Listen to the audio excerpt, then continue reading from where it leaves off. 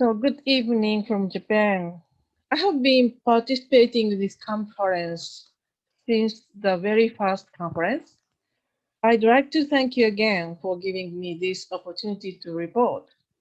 Japan's measures against gender-based violence are relatively lagging behind, so we feel a lot of frustration. However, in the past few years, there has been a large change in public opinion and people's interest. In response, there have been gradual changes in laws and regulations. I'd like to introduce some of these developments today. First of all, let me talk about Japan's measures against domestic violence.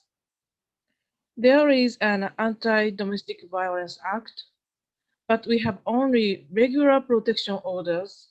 There's no emergency orders. And the protection orders are only for physical violence and limited to married couples or couples living together. We don't have specific DV crime nor order to perpetuate a rehabilitation program.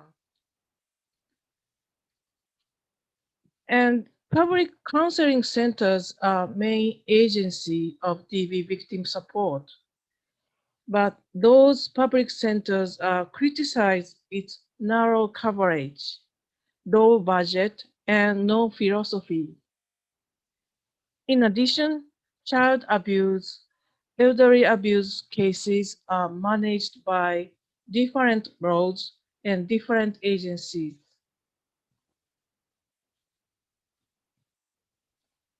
So some people are difficult to receive victim support, such as people who want to stay at home, want to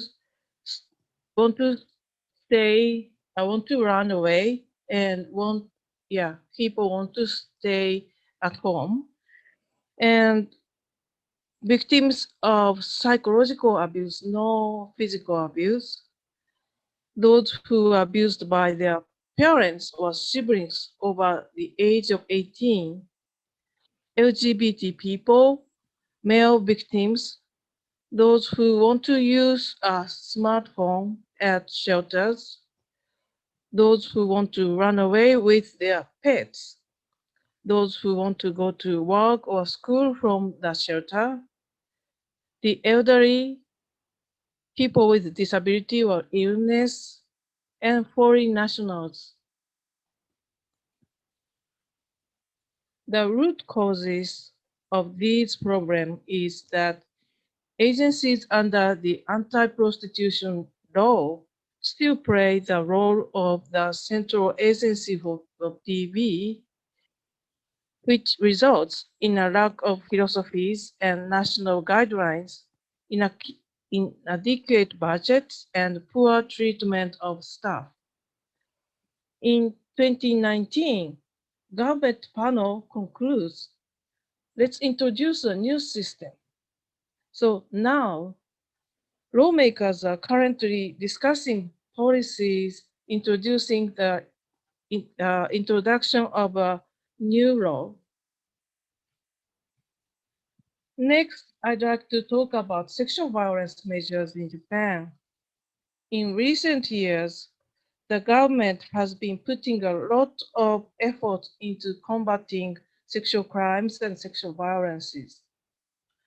One of the major focuses is the revision of the Penal Code for sexual crime, and the other is the one-stop rape crisis center, and education.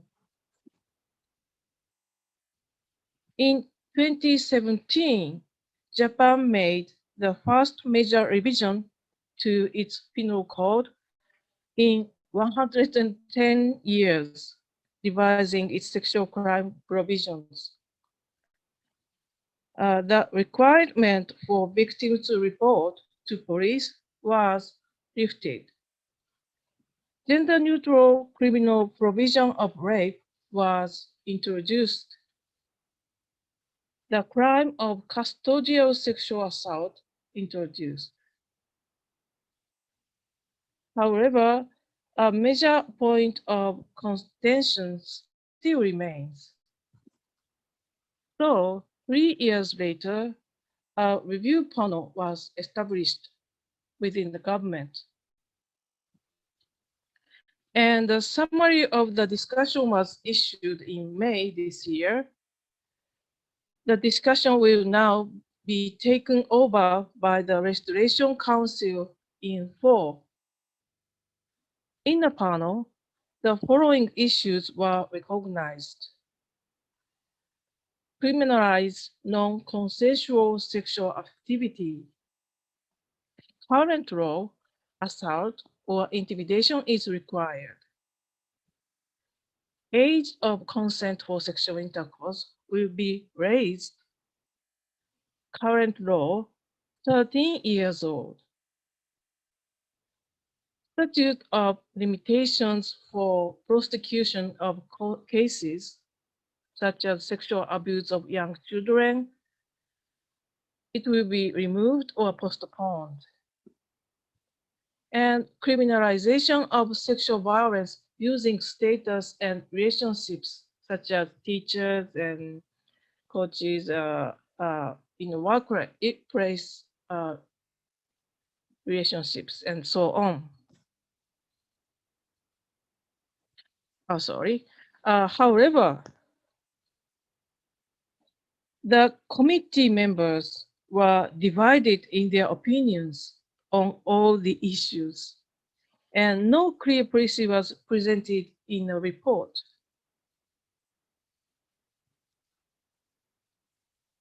During this time, a lot of victims support groups and many survivors have been holding rallies and collecting petitions all over the country to keep an eye on this debate. And our movement is still going on for the fall. There will be a major national election in the summer or fall, so we need to make these issues our main point of contention. And rape crisis center have been established in all 47 prefectures in 2020. Comprehensive support is available there, such as medical care, consultation even before the decision to go to the police, psychological counseling, collection and storage of evidence, accompaniment to the police and prosecutors, legal counseling, welfare assistance, and assistance in solving sexual harassment at work and school. The consultation with the center revealed that there are many victims of child sexual abuse cases and rape, drugs, and digital sexual abuse. But there is no law for that. Therefore, there is no national guideline of services. There is an obvious shortage of human resources and labor costs to pursue this policy. This is the Rape Crisis Center's homepage. It is our center in Hiroshima, and this is the English page. And next is COVID pandemic. As a countermeasure against COVID-19, in Japan, benefits were distributed to each household last year. It was distributed to the head of that household, mostly a man, in a bundle.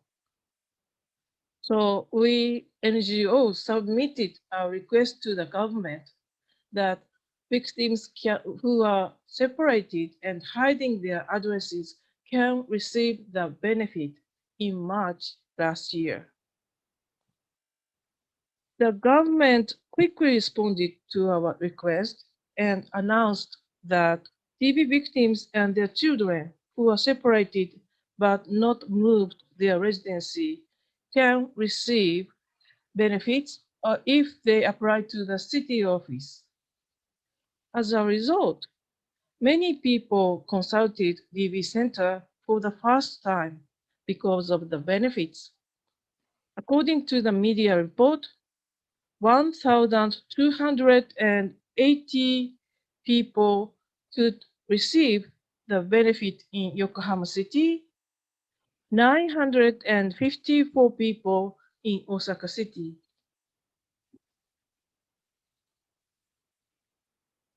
Vaccinations are currently being conducted in Japan. Again, we have been requesting the government to ensure that victims who have separated while hiding their addresses are not disadvantaged. As a countermeasure against COVID-19, the government started new hotline DV Sodan Plus in April 2020. The hotline received a lot of urgent voices from young people.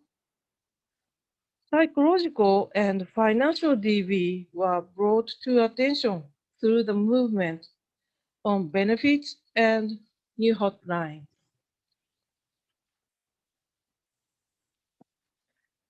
We NGO have released a statement of sexual abuse as DV in February this year. And the Japan Federation of Bar Association announced a draft amendment to the DV measures in October last year.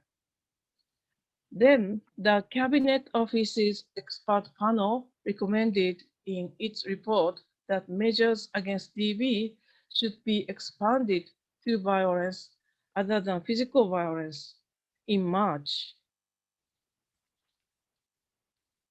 So slowly, but we are moving forward. Public interest is growing very fast. This is pushing politicians and experts to take action. That's it from me. Thank you very much.